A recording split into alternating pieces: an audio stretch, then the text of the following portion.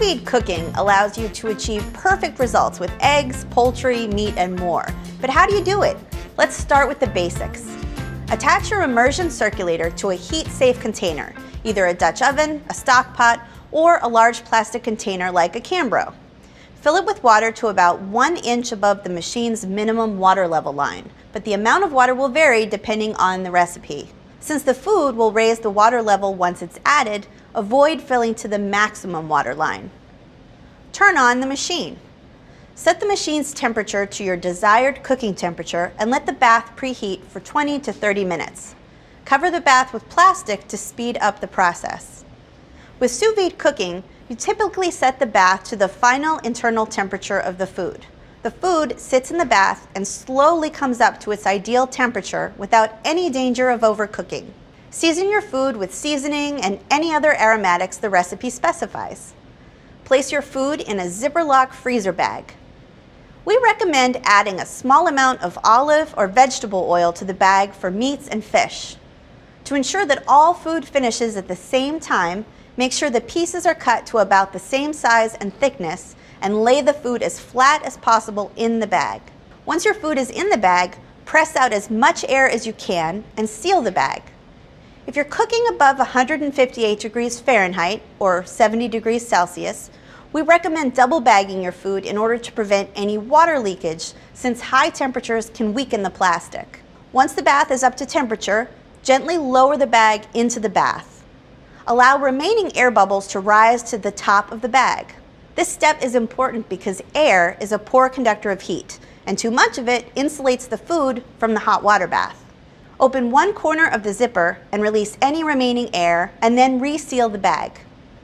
To prevent cold spots on the food, make sure the bag isn't touching the sous vide machine or the cooking vessel. If you're cooking with multiple bags, make sure they aren't pressing up against each other. If the ingredients in the bag have a tendency to float, weigh the bag down.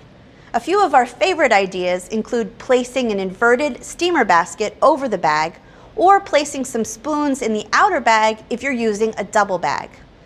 Regardless if you need to weigh down the bag or not, make sure to clip the top of the bag to the side of the container using a binder clip. It's important to cover the water bath with plastic wrap or a sous vide specific lid for your large plastic container during cooking. For long cook times, from a couple hours to a full day, the cover helps to minimize evaporation and the need to add more water. For short cook times of less than an hour, the cover helps to keep the temperature as static as possible after adding ingredients to the bath. Timing isn't as important for sous vide as it is with traditional cooking methods, but it's still important to keep a passive eye on the time, since the texture of many foods can suffer if they spend too much time in the bath.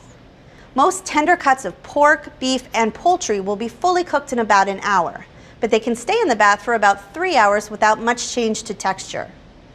When you're cooking delicate foods such as eggs or fish, which are often cooked at higher temperatures for less time, you'll want to be extra vigilant. Remove your food from the bath. Though some foods such as fish fillets, eggs, vegetables, and pulled pork are ready to enjoy straight out of the bath, most cuts of meat benefit from a quick sear to give the food a crisp crust. How you sear depends on the size and cut of the meat, but whatever method you choose, the goal is to get the searing done as quickly as possible to avoid raising the temperature of the meat further.